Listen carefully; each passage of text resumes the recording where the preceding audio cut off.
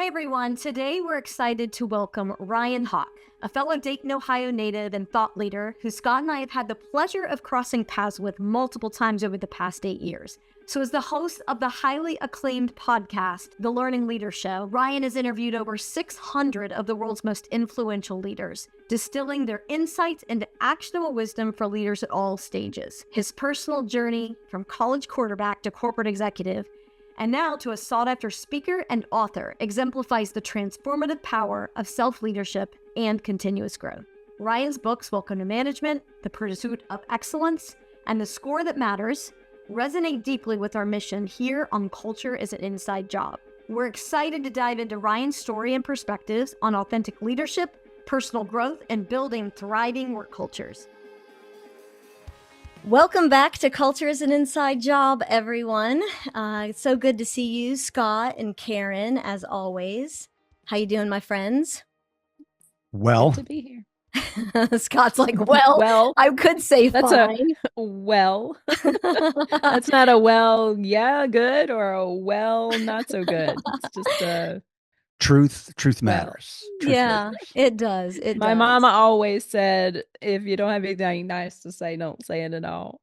So I'm guessing that well. Yeah, we'll hope you feel better by the end of this. We've got Ryan Hawk with us today, everyone. Hey, Ryan. Hey, Wendy. Thank you guys for having me. I appreciate the good stuff you do. I'm happy to be here.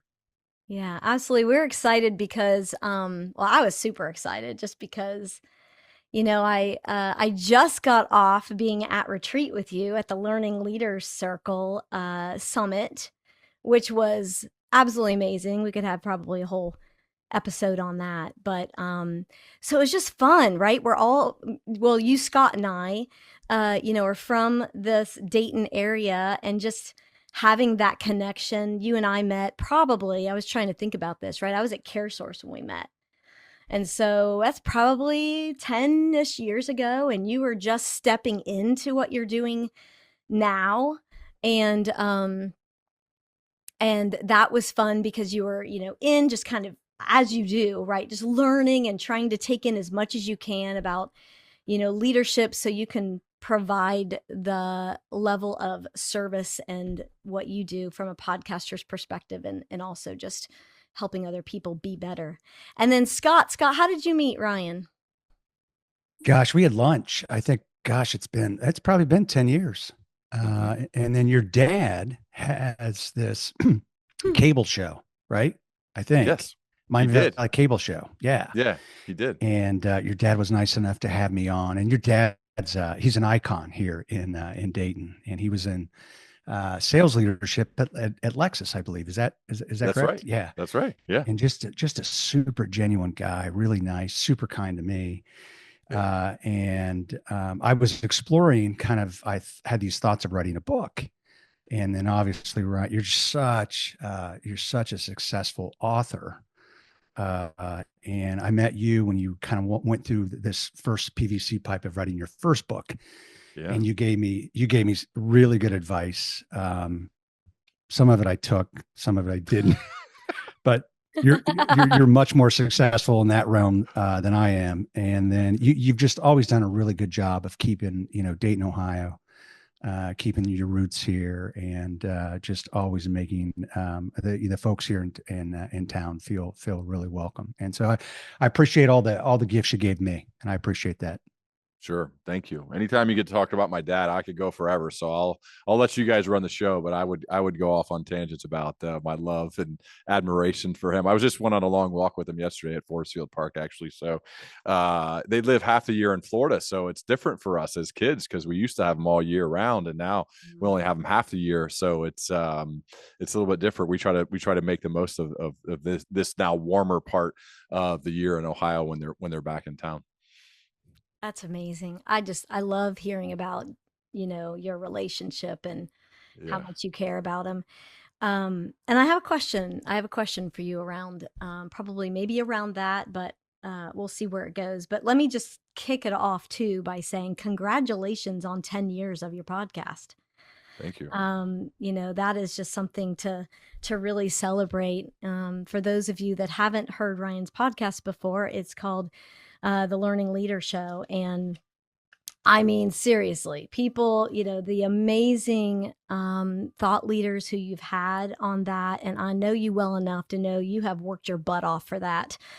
And so, just a little bit of information for people on that too, because of course I was doing my homework, but just, you have been named an Apple Podcast bestseller for the last 4 years. I don't even know if you know this, Ryan. No, you do. And then #1 business podcast, in the world, earning millions of downloads every year. So that we aspire to that, Ryan, right? We aspire to that. So I want to ask you a question though about what you're doing now around your podcast and the Learning Leader, even the circles and all, all the things that you're doing. But I'm curious, how does that really feel to be where you are with your podcast now? And how has that impacted you? And how do you think, what kind of impact has it had on other people from your perspective? I mean, it's my life. It's what I dedicate my life to. It's the top priority outside of certainly my family. So it's also my favorite thing in the world to do, to have a deep, long form conversation with a person far wiser than me, where I could chase my curiosity and obsessions with great rigor. There's nothing cooler than that, for me at least. It's a job I would never retire from. It's something I'll do for the rest of my life. I'm obsessed. I love it. Not only the act of doing it, but the act of preparing for it, all of the hours that goes into it, quietly sitting here reading, thinking of ideas, outlining, right, trying to get impressive guests, the whole process. I love every part of it. So I just feel, honestly, Wendy, like insanely lucky to be able to do the thing that I want to do every day, in that we figure out a way to build a business off the back of my favorite thing in the world to do. I mean, I realize, like, that's a massive privilege. There's an insane amount of luck involved. I just try not to take it for granted. And I think the reward for me is that I get to keep doing it. So, I try to work really hard at it. It's not easy. And it's some people say, like, you if you find what you love, you'll never work a day in your life. And that is absolutely not true. I work insanely hard at it, but it's definitely not a job. I love it. And I feel this just deep sense of good fortune and good luck that I get to do it. And so I just want to keep doing it. So that's part of why I put so much into it. As far as how it impacts other people, I mean, that's the juice. That's what it's all about. To get notes from people, to see them in person, to hear from them that it's changed their lives. It's made them a better mom or dad. It's made them a better husband or wife. It's made them better in their communities. It started out as like a business show. It's still a business show, but I get more comments about their personal lives than I do their professional lives. And I think that's the coolest thing ever. I get emails or DMs from the wives of listeners or husbands of listeners to say that it's changed their family lives. It's changed the conversations they have at dinner. I mean, how cool is that? So I feel a big responsibility to that. I feel, again, a sense of gratitude that people care enough to invest their most valuable resource, their time, in it. I take it all real seriously. So I want to keep working hard at it, because I know that it could impact people. And that's really what I'm here to do. That's like why I exist on this planet. So I'm trying to make the most of the good fortune, and then get better and better and better and better, so that it can keep impacting people in a big way. But certainly just a big sense of gratitude for it all. Yeah, absolutely. And you have definitely gotten better and better and better. It's fun. I'm not sure how you think about when you listen to like your first few podcasts in comparison to now, but isn't that what it's all about, right? It's the journey. Yeah. I feel like if you're not embarrassed by the stuff you've written 10 years ago, or the stuff you said, then you're probably not growing very much. So to me, yeah, I do listen to those. And yeah, I'm embarrassed and I cringe at times, but I think that's part of the process. If I sounded exactly the same or said the same stuff or whatever, then that's an indicator that I'm not growing. So that would be a bad thing. So I think you kind of have to go through some of the cringe of your previous self in order to ensure that you're getting better and growing. Yeah, we definitely go through the cringe, don't we, team? We definitely go through the cringe. Go ahead, Scott. You have a question? Yeah, I think, right. One thing too, I appreciate your humility too, but and thinking this morning about talking to you too, I think like there's one word is just your tenacity. Like, I don't think people really understand just how relentless like you are. And just how intentional you are. And I know in what you said is in regards to luck and I appreciate the humility and all of that. But just the dedication to lift up where you are to where you are today is just a testament. And then maybe going back to your dad. So like maybe like what's a few things that your dad like really taught you that are really important to you today? Yeah. Well, Scott, it's interesting that you talk about tenacity and relentless work ethic. I feel like you would know that as well as anybody because you know what it's like trying to build a business. And there's so much of it that people don't see that you had to do to build Bago Braebedner and everything else you've done in your life. So when you've done it, you can sense it and see it when somebody else is trying to do it. Versus if you haven't done it, you may not understand what it takes. And so, Scott, I think that's what I come across from you talking about the tenacity, the relentless work ethic, the consistency of getting after it every day for a decade plus. That's kind of what it takes to get to whatever spot that you're in. As far as my dad, he is more of a leadership is caught than taught type of a person, meaning he just lives it. And I think we just kind of watch and then do our best to live up to that standard, which none of us ever will, but we'll certainly aspire to. The of my four core values of thoughtful, thankful, curious, and consistent, I would say the one I get the most from my dad is consistency. I think my younger brother AJ probably gets the same value from him. If you looked at what's probably helped us be good at whatever it is that we've chosen to do. And that's just the ability to get up and get after it every day. It's the least sexy word. Scott, you probably get the same thing. At the end of keynotes, you get asked questions. Hey, what's the hack or what's the thing I can do or how can I get better or whatever? And like, I always let people down when I get that question at the end of keynotes. They're always so bummed out because I'm kind of like, you get up and you put everything you have into the thing that you do every single day. And maybe after 8, 9, 10 years, you might have something that's worth something or something that people admire or something that could benefit other people's lives. Maybe, but there's certainly no guarantee. Just being consistent isn't enough. You gotta get up and get after it. So I think that's the thing. Like my dad is the best at, is just getting up and getting after it. The other thing too is I have never met a person in my life that knows my dad that doesn't love him. Think about like that they don't rave about him every time they talk to me. Like this happens almost not daily, but it happens a lot. Especially now that he plays golf at NCR every day. So he's meeting a lot more people and a lot more people are exposed to him. It's just like it happens constantly. And I just to have that kind of approval rating because you're a kind, compassionate, caring, smart, hardworking person. Dude, that's a lot. That is a lot of stuff. And it's all super cool. But it also like the luck thing is not like a fake humility. It's genuine because you don't get to choose your parents. You don't get to pick who had you. And so that is literally pure luck. It is, I've done nothing to earn that. I don't deserve that. But I think there is actually a responsibility when you've been given a lot, you should give a lot. And that's taken me some years to realize, but that's a real thing. So if you are born into a good situation, it is your mission, at least in my mind, to go out there and help other people, to go out there and be of service, to go out there and be a value add to other people. And I'm just trying to do that. I don't think I'll ever get there, but like I definitely will be trying as I go. And that's a big part of my purpose. I have a quick question. Yeah. I'm gonna hang here on the values piece, and you mentioned, Ryan, consistency. Mm-hmm. And I'm curious, over the course of this amazing career that you are very humbly, giving us as if you have not reached some pinnacle.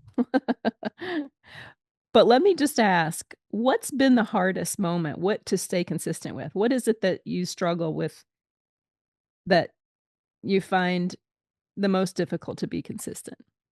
Mm. Hmm. I'm probably not like a very balanced person, maybe.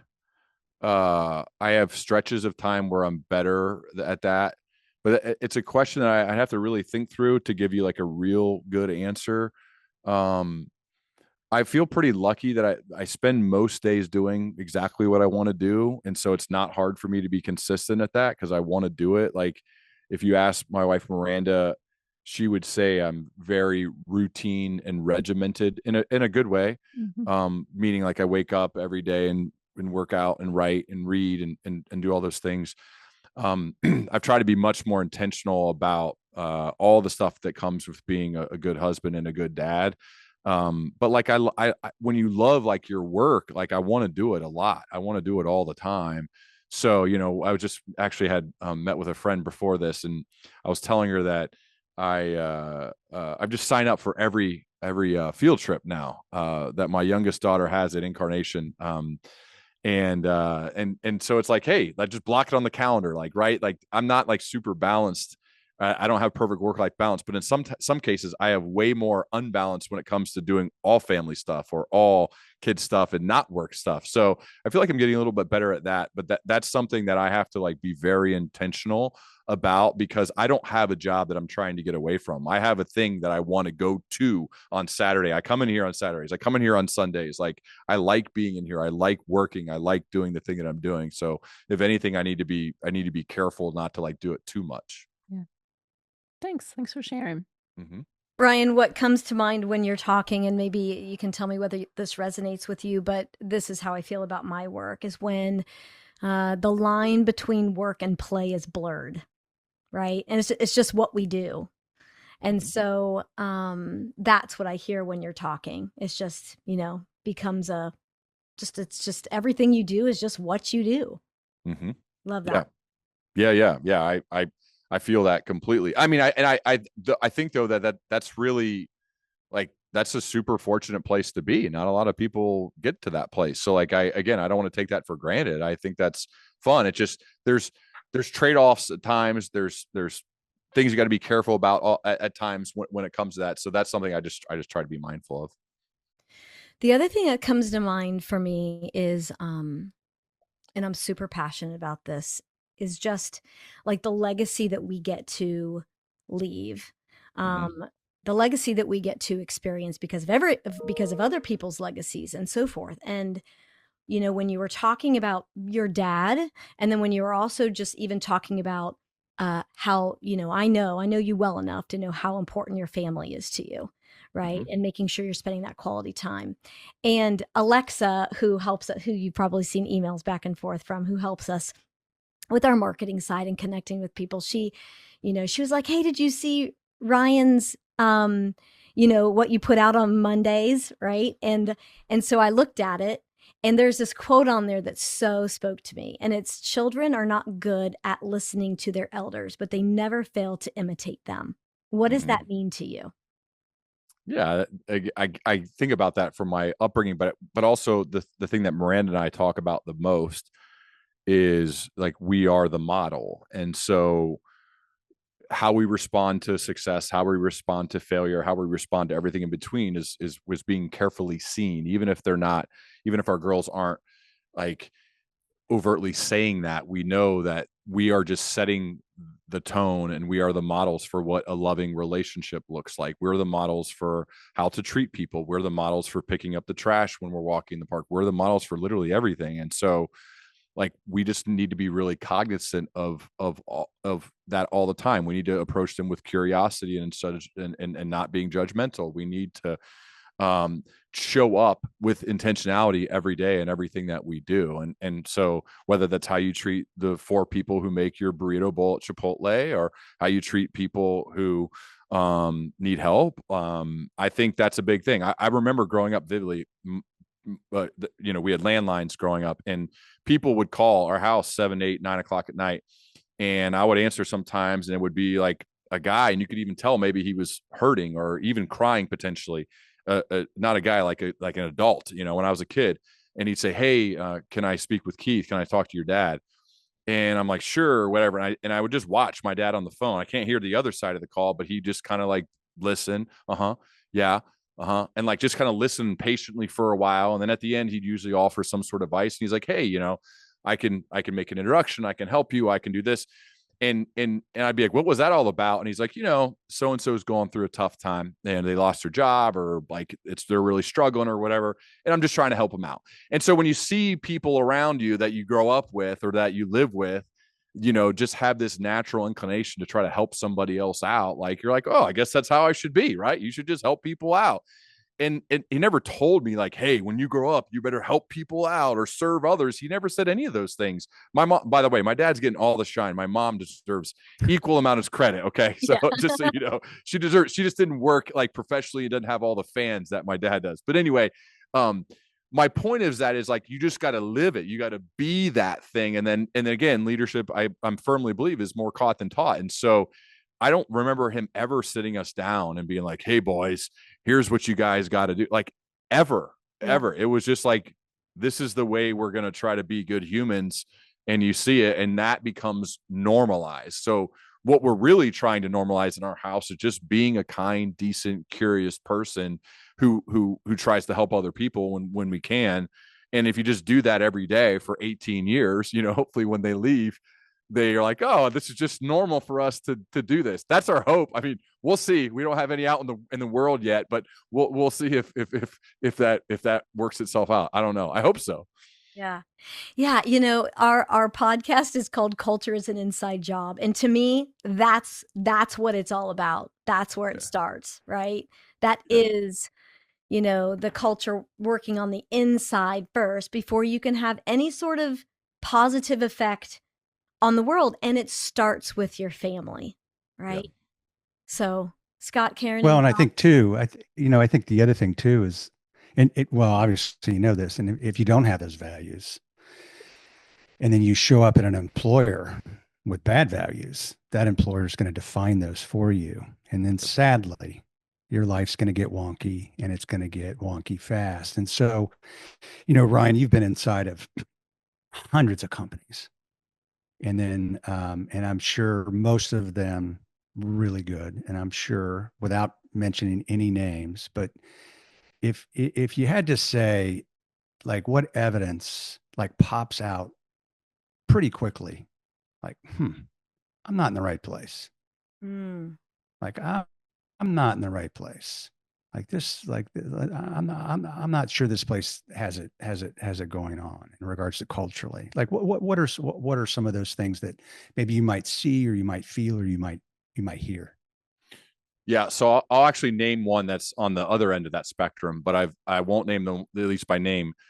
But I think I've been in places where it's obvious that the leadership team, it's not safe to tell the truth, right? It's not safe to speak truth to power.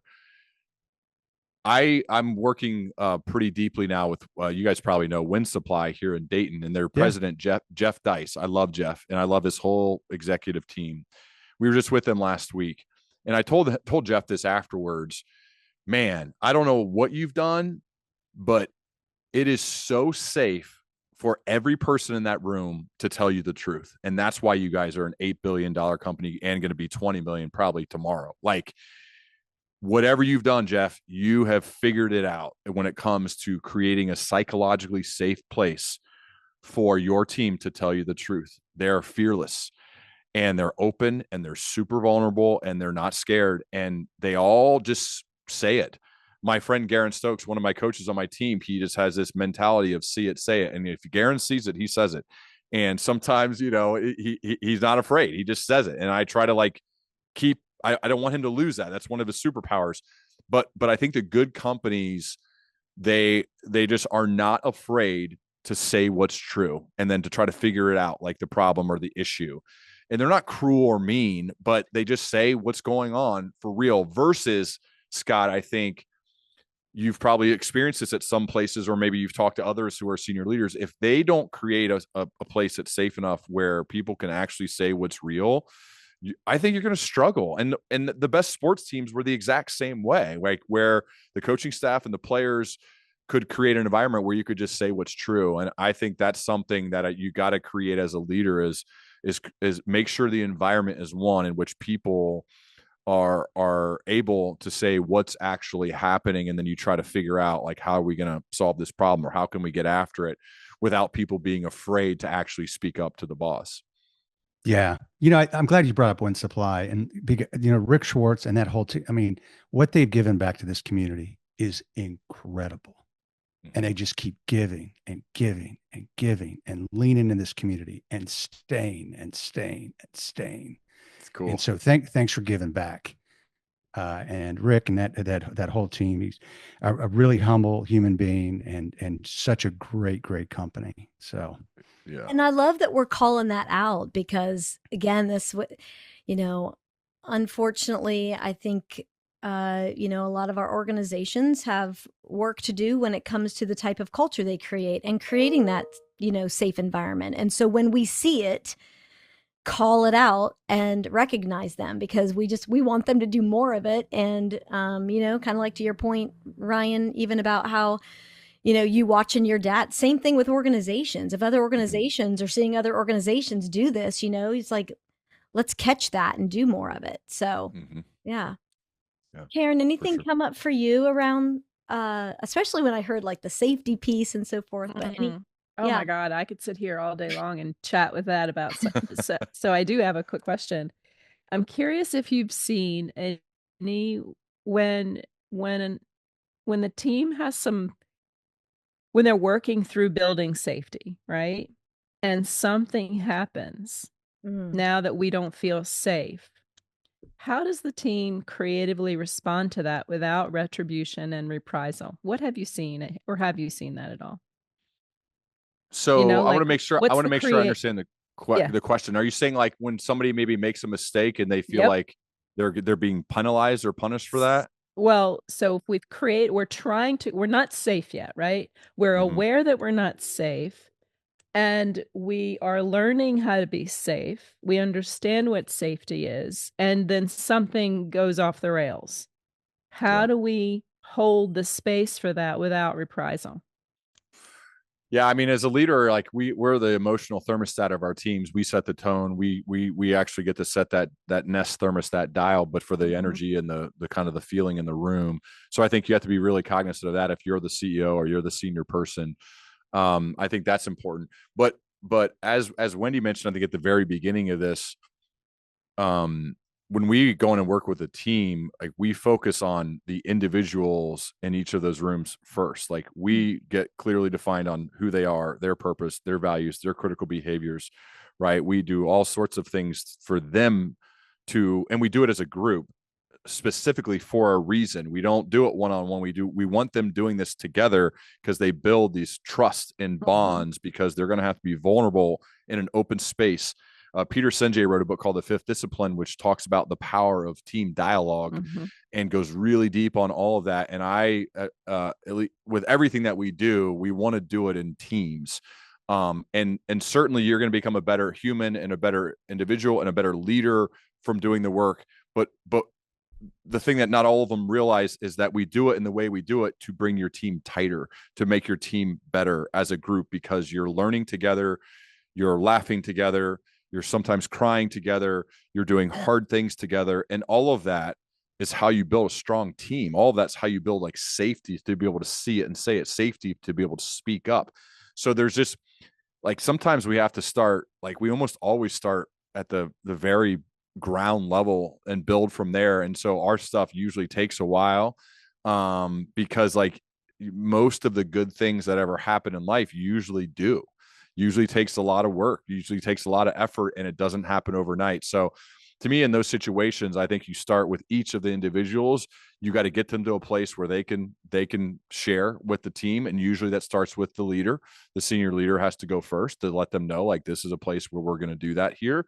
And then they go, and then it slowly maybe kind of gets with the whole team that, like, oh, we're doing that, huh? Okay. And then they get to the spot where they can speak up and share, and then you're doing it together. So yeah, my buddy Brooke Cups, one of our coaches, always says, when he's trying to build teams, laugh together, cry together, do hard things together. So anytime we can create environments where that happens, that's just another step along the way of them building, like, I think, a safe space to tell the truth.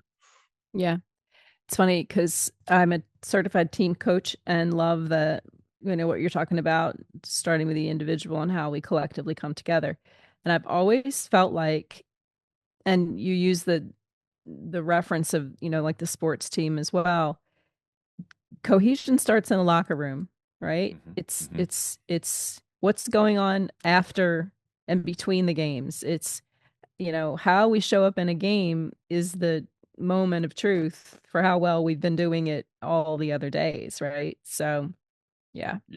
So all of that stuff is I think of the same thing like when it comes to parenting. So Jerry Seinfeld calls it the garbage time. It's 11 o'clock and you and your daughter are sharing a bowl of cereal when you shouldn't be up at 11 and you shouldn't be eating cereal, but like that's the garbage time. That's the good stuff. Like that's the important stuff. Like Wendy just got back from our growth summit in Scottsdale. It's intentionally built for the garbage time.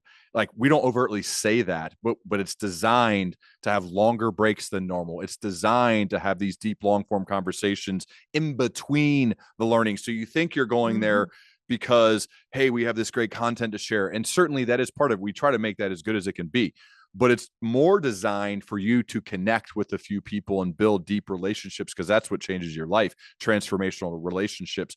So I think you have to, Karen, it's a great point. I think you have to optimize for like, how are you creating space for teams to have the garbage time, teams to have the in-between time, in addition to doing good work when you're in the room. But that's the good stuff. The bus ride over for the hike. Yeah, absolutely. You can have a 10-minute conversation with somebody and become best friends. And maybe that lasts then for the rest of your life. All of that is like, we got a bus for that reason, because I knew there's a chance those conversations could happen, right? Where you're sitting at dinner is by design, because I feel like you could develop a friendship with that person, all of that. So I think as a leader, you got to be thoughtful about all those things, because if you're trying to build a strong team, like it usually doesn't happen by accident. It usually happens because you're intentional. Yeah. And I think since COVID and now post COVID in this hybrid world, and listen, I have a tremendous amount of respect for organizations that are allowing folks to maintain some level of remote work. But look at the disconnect. Look at the struggle that we're all still, like, I'm an extrovert and I am still like, I prefer the four walls around me than, going and putting myself out there sometimes, right? So really recognizing the value of that human connection, and that's how you fall in love with each other, right? That's how you really have each other's backs. That's the key piece of why you come to work and why you play the game, right? And I hope this doesn't change. I don't feel like it will, but I just think you got to bounce shoulder to shoulder off of people. You got to collide with other curious people. I think doing that, like legitimately doing that, is very powerful. And it's even more so when people are spending more and more time remote. So like you get, I think people want that. I think that's in our DNA from hundreds and hundreds of years ago. We're tribal people. I think we like to be around others. We like to bounce off each other. I think optimizing for that is good. Like I just recorded my 6th in-person podcast of the year. It costs way more. I bring a full film crew. I do all this. And it is, every time it is so worth it. It's the best. And so like, I'm trying to optimize for that as much as possible within reason when I can, because I don't want to be on the road too much. But anytime you can get in person with people, it's just better. It just seems to be better. I'm glad this technology exists. My whole life in business changed, would not exist without it, but it is still great when you can to get together. I have one more quick question, and I will not hog the conversation, but Go, girl. the amazing list of folks that you've been conversing with, who was it that challenged your thinking about being a leader the most? Challenged it. Like, where did you learn? Like, where was your pivot? Where was your aha? What was your your big moment of truth where you thought maybe you had some knowledge and all of a sudden here's the truth bomb from somebody that you hadn't expected? Yeah. Hmm. I honestly, that happens a lot. That's kind of that's the The learning. point. Yeah, that's the point of doing. I mean, I named it Learning Leader because my favorite coaches, bosses, teachers, and leaders were the ones who always were like taking notes on a little pad. They were always like reading books, and they were telling me about ideas that they had picked up from somebody else or something they had learned. So I mean, it happens regularly. I mean, one of the first pivotal moments, if I could, if because I know it's better to have like an actual story instead of just being vague like I'm being right now. Episode 86. It's all good. Episode 86 was the woman named Kat Cole.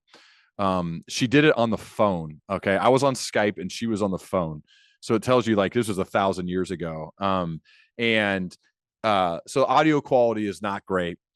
But you go back and listen to 86, and she is so good and so smart. And it was an aspirational one when it comes to being an effective communicator. I first learned the idea of this equally weighted balance of an effective, productive achiever as that being one of someone who is courage and confident mixed with curiosity and humility. And I still go back to that equal balance scale that Kat told me on episode 86 from that moment of what it means to be a productive achiever and to add value to other people's lives and to just be an effective communicator and be a good storyteller. And I think that was a really big moment where I thought like, man, I have a long way to go. I have a long way to go. There are people just miles and miles and miles ahead of me in like all aspects of life. And yeah, I've fortunately got to talk to her a few more times since then, but that's a pivotal moment, an inflection point of both realizing that there's so much more to learn, but also being inspired by someone who's that good, and being motivated and then just being like excited to release it. I remember after recording, like I went upstairs. I was recording in my house at that time. I went upstairs and it was a Saturday. I told my wife and I just said I had a full-time job still. And I said, I can't wait to release this. This is so good. This is so good. I can't wait to release just this amazing woman who nobody really knows about yet, but she's going to be super famous someday because she's that good. And yeah, so like those moments are super exciting when they happen, that you have someone that can impact you in such a big way. Thanks for sharing. That's awesome. Yeah. I love that obviously that was a pivotal moment for you to still feel that, like remember that moment and just feel the passion behind it. And yeah, almost 10 years ago. It's crazy. Gosh. Yeah. Mm-hmm. You know, Ryan, you talk about curiosity, and my grandson's 8, actually just turned 9. And so we drive in the car and we get Siri out. And I ask him, I'm like, let's just ask Siri the most bizarre questions. And they're crazy questions. But it is really interesting to listen to a 9-year-old just ask these amazing questions. I mean, some of them are very appropriate, but some of them are hysterical. As long as you're creating a safe space for him. Yeah. But I think too is just this incredible gift of curiosity of people. And sometimes I don't know if it's fear or arrogance or just gets in the way of curiosity. And I even love like even sitting with grandkids and just watching them play on the floor. It's like, I can remember like, what does that really look like? And just being super curious. And it's a gift. And you've said that probably 10 or 12 times. It's just this amazing gift of curiosity. Where'd that come from? I think we're all born pretty curious, and then it gets beaten out of us when we go to school over the course of time. It really does. And it's unfortunate. And then as we grow up and become like a teenager, we don't want to look stupid. And sometimes you could look stupid by asking a question. And so you stop asking questions, and then it becomes a habit to not ask questions. And so the 9-year-old I have a 10-year-old, and her name's Charlie, and we nickname her Curious Charlie. And I never want her, I overtly say this to her, Scott, because I know what happens. keep asking questions, like when you're in school. Cause like her teacher at parent teacher conference, I will ask her, I'm like, does Charlie ask questions if she doesn't know? And she's like, Charlie asks the most questions in the class. You're always asking questions, always, sometimes too much. And I'll tell the teacher, please do not stop. Like, don't tell her to stop. Like, I want her to do that of her friends, of you, of everybody. That is a good quality. For me, I actually was not very curious. I didn't read as a kid. I played sports. That's all I cared about: football, baseball, basketball. That's it. And then whatever sports, we lived by Forest Field Park. And so my brother and I go back and play tennis. We'd play ping pong. We'd play horse. We'd play different games we'd create with Mike and Kevin Nugent. They live right down the street. So they'd come over. We play basketball all the time. We'd play deep into the night. I did not grow up asking questions. I did not grow up reading books. What happened is I got a real job, and I got really, really lucky. A guy named Rex Caswell, who he's like, I got a job in sales, and I never sold a thing in my life. And so I didn't know what I was doing. I just got done playing football. And he goes, hey, here are the stack rankings of everybody who's the best at the company at selling, right? Here, you could, like, we show these every day.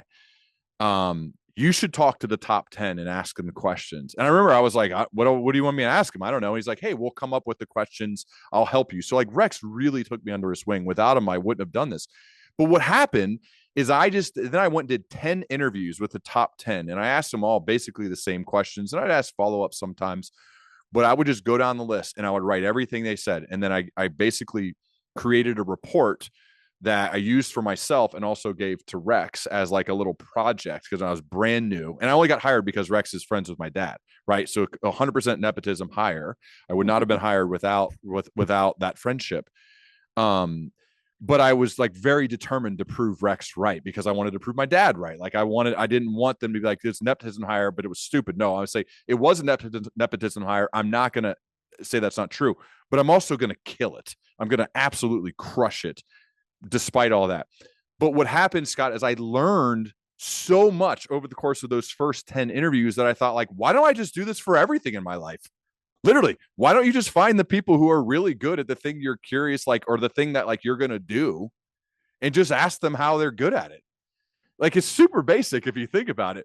So that project then led me to like go enroll and get my MBA and try to like learn from my teachers and ask questions of my classmates. And I started my podcast literally like a couple of weeks after I got my MBA. And I just wanted to keep asking people who are really good at the thing I was doing. I was a frontline manager at the time. I was asking people like, how do I get good at this management thing? I don't know. I never managed people in a corporate setting. And so I just started asking a bunch of questions of people who were far better at it than I was. And that whole thing has led to this. I mean, so it's like, it seems pretty basic now. Like, hey, why don't you see somebody who's really good? Well, let me deconstruct the process to get really good at the thing, because I want to get good at it. And then that drove, you see the power of curiosity when you show up being curious. It's contagious. It makes you want to do it even more. And so now it's like literally how I base my life is, my friend Larry Seiler says, treat everyone as a mentor. I'm like, okay, I mean, I'm going to treat everyone as a mentor. Let me learn from them. They all have something to bring to the table.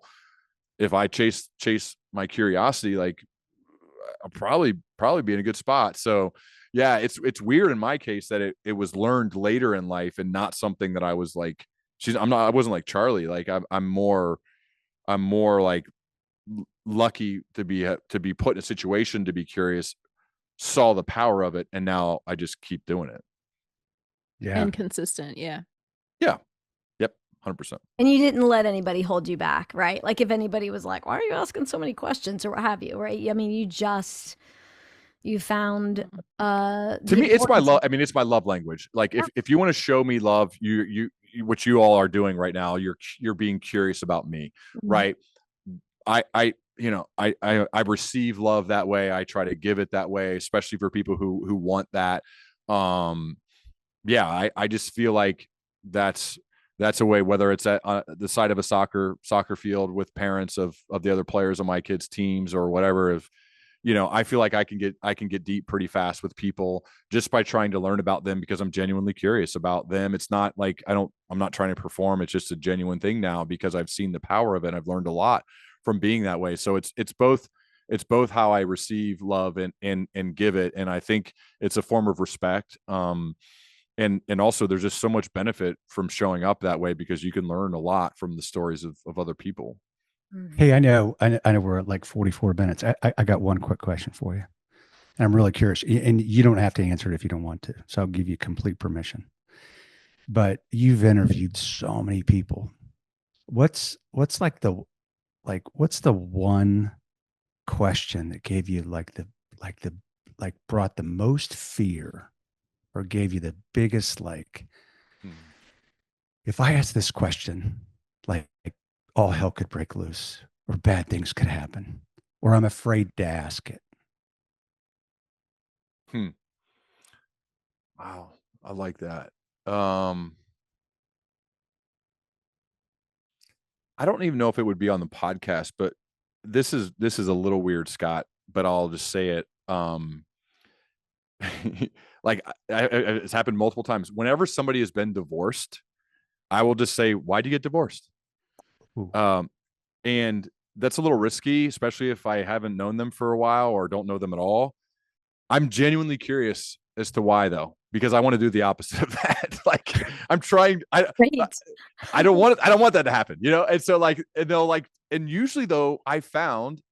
I mean, I don't know if you show up like with being genuinely curious and it feels that way, like you're not prying.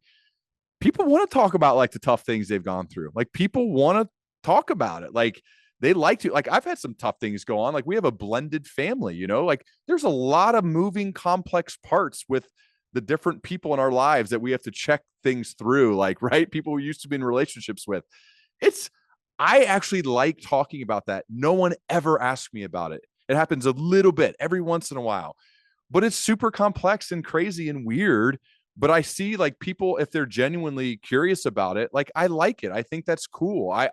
And so to me, like if someone's been through something hard or traumatic or it didn't go the way they wanted to go, which by the way, this is life. Life is super messy and really gray, not black and white. Why not talk about it? Like, why not have like that conversation? Why not go there? You usually will deepen your relationship with that person. Again, if you show them like it is safe and that you're genuinely curious, you're not like trying to pry to like spread gossip. Like I'm not, I hope that people don't see me that way because I don't like to spread positive gossip, not negative. That's something we say in our house. No negative gossip, just positive. Like meaning talk kindly behind other people's backs is what we try to do. Not always perfect, but so anyway, Scott, I think those are things that I probably do in my personal life from time to time that looking back, even Miranda will say like, really? Like you went there? And I'm just like, yeah, it was actually really good. Like, I think he liked it, you know? And I think people like want to talk about that stuff if you show that you care about them and, or that you care about at least about their story. And so I think sometimes those scary questions or going deep personally, can be good, but a lot of people are like too nervous to go there. And so they don't. And usually though, that's where like a lot of the good stuff is, but that's a really good question, Scott. Yeah. I appreciate you making me think about that. Cause there's probably an example from the podcast too. I'd have to think about that more, but I'd appreciate that. Yeah. Ryan, that's one of the things that I do love about you. I mean, listening to your podcast and then just getting to know you better and watching you in action, like authenticity. I mean, you are very authentic, and the way that you show up for people is just very real. And so I really appreciate that. And, you know it truly makes a difference in this world too. So thank you for that. Like Scott said, we could sit here and talk to you for hours. So we're gonna wrap up here, and maybe we could have you come back, another time with us if you would. But a couple of quick things I want to ask you. Well, it may not be quick, but number one, when you made the decision to step into, starting your podcast, what did you hope overall to be different? And I think I'm going to tie it to this question too. Like, what would you want our listeners? This is all again about culture's an inside job. What do you want our listeners to know, about what you bring to the world? What do you hope to be different? So when I started the podcast, that would be probably different from what, I'm saying. So, sure. Whatever it is now. Mm-hmm. Yeah. Well, when I started, it's still for an audience of one. It's for me. I'm happy that other people like it too. It's changed my life, but it's still for me and what I'm most curious about. I created my own form of leadership PhD program because I didn't want to go to formal school anymore after getting my MBA. That's genuinely why I started it. But I think doing things for yourself, when people can tell that you're genuinely into the thing, as you just talked about, people like to listen to that. Like you got to meet my coaches, Brooke Cups and Garen Stokes. They are so aligned with their purpose and their values and their critical behaviors. I am so attracted to people like that. That's why I chose to have them be on my team. I mean, these are huge decisions that Eli Liker, Garen Stokes, and Brooke Cups made. They left the profession that they were in to come be with me, right? But I think part of it is because they would be able to be their authentic selves, and I loved it. And I told them how attracted to that I am. So that's what I guess I would hope for other people, is that you figure out, because it's hard. Like, it takes a while to like get very real on who you are, what your purpose is, what your values are, what the critical behaviors are that make those values true. And then you go out and live it every day without fear of judgment, without fear of what others are going to think or say. We all care about that somewhat, right? But some care way too much about that, and yeah, so I'd hope when you see the stuff that we do, whether it's me or the people on my team, you're like, these guys are doing what they're put here to do. These guys care deeply. Because Garen actually asked me that. We got really, really good feedback recently from Wind Supply. And Garen was like, man, what is it? Like, what are we doing? I'm like, gee, you're just real. Like, people can tell how passionate and how much you love what you're doing. Like, he's soaking wet, sweating at the end of our sessions. He's so like into the stuff that he does that like you can't help but feel that. When you're in the audience, you can't help but feel how much this guy is doing exactly what he was put here to do, and he loves it.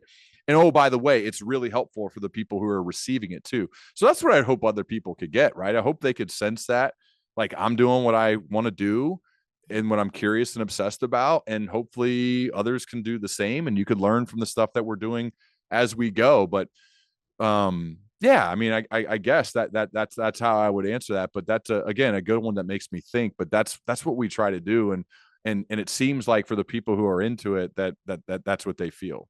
So, Ryan, I've got to experience, some of the tools that you've asked us to lean into in your Learning Leader Circle to help us to go inside. And that's one thing that we ask at the end of all of our podcast episodes is, let's go inside. And so we leave something with our listeners because, this just as much as anyone. Like, this is all great and information. We grow and learn, but like we don't really unless we put it into action.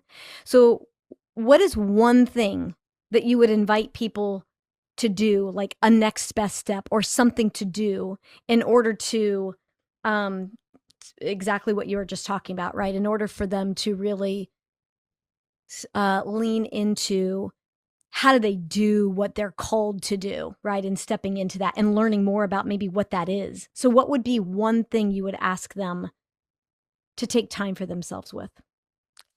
So Scott mentioned this earlier in the conversation about values. We all have values. Everybody in the world has values. Most people haven't clearly defined what they are. So that's what I would have people do. And whether you need to work with one of you guys, because I know that's part of the stuff you help with. To me, I think you should work with somebody. I worked with Brooke Cups for years getting this. I mean, I even like wanted to continue to learn from him. So I said, let's write a book together, because that's the ultimate kind of project to learn, is to write, and certainly to do it with somebody who you really admire. But I would say get clear on your purpose, values, and critical behaviors that make your values true. Terrific. Now, that's really hard. It takes a while. And I think you should probably work with a coach or somebody that can help you do that. But purpose, values, critical behaviors, if you do that, like, you're miles and miles ahead of where you were prior, because you have them, you just don't know what they are yet. And so you got to do the work to figure out what they actually are. And then once you can, then you're probably going to be living a much more like purpose-driven life, as opposed to, wandering around like hoping for the best, which is what it's what I was doing. It's what a lot of us are doing before we get really clear on what those things are. Yeah, that's great. Thank you. And we've got a resident values coach, Karen Preston, with us. So there you go. Like, honestly, I look forward to learning more. well worth the time, effort, and money to work with somebody who is a literally, Karen, if that's what you do, then yeah, I mean, that's amazing. And I think we all would be much, much better off if we did that work. It never ends, by the way. Like this whole personal development and values, like it never ends. And that's part of the fun. That's part of it, is that we can always work on this stuff. But I think that's super, super important to get clear on that. Yeah. Game changing Awesome. for sure. So you have, obviously you've got 3 books that's out, right? And Welcome to Management, The Score That Matters, and The Pursuit of Excellence. So people can find out more about like your messaging around leadership and all of those things in those books. Listening to your podcast, the Learning Leader podcast. How else can people find you, Ryan, and learn more about you? Yeah, all of that stuff's at learningleader.com. So my home base for everything I write and talk about is learningleader.com. Terrific. Scott, Karen, any other last minute things for Ryan? No, Ryan, just thanks for, I said no and then I keep talking, but hey, thanks for giving back. Hey, and certainly thanks for your time. I really appreciate it. It means a lot. Cool.